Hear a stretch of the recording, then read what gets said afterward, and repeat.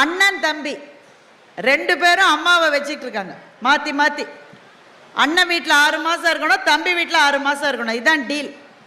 அண்ணன் டெல்லியில் இருக்காரு, தம்பி சென்னையில் இருக்கார்.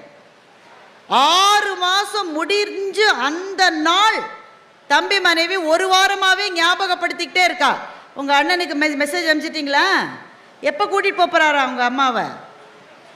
இவன் தம்பி வருவான் கூட்டிகிட்டு போவான். பேசிக்கிட்டே இருக்கும்போது அண்ணன் எஸ்எம்எஸ் அனுப்பிச்சிடுறாரு, என்னை டெப்டேஷனுக்கு ஃப்ரான்ஸுக்கு அனுப்ப போகிறாங்க, அதனால் நீ கூடுதலாக ஒரு 6 மாதம் வச்சுக்கோ, அதுக்கு பிறகு நான் மொத்தமாக 1 வருஷம் வச்சுக்கிறேன்.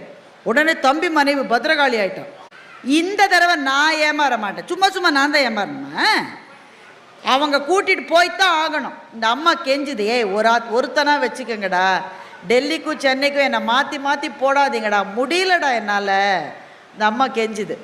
உடனே தம்பி அண்ணாவுக்கு ஃபோன் பண்ணி, இந்த தடவை முடியாது,